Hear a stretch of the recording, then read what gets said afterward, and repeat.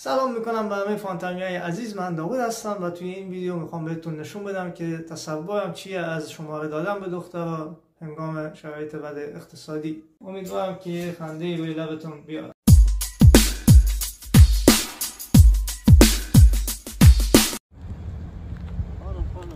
شماره تو بزن برام. بله چشم. بزن.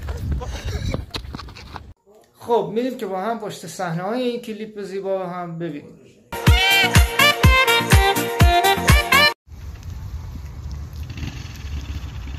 چه خانم خوشگلی، خوبی، سلامتی. شماره تو بهم بده بزن. تا بزن. بگو چنده؟ محصول چند؟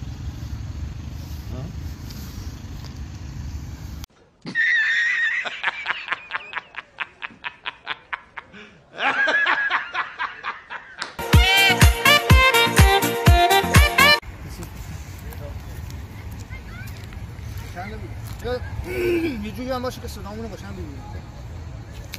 اینجا اینجا صدا رو بده. مرسی. بگید.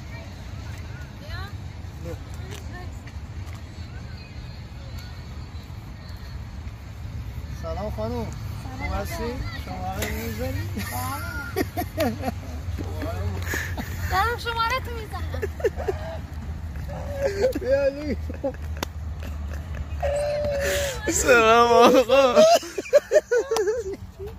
اونم میگه سلام آقا.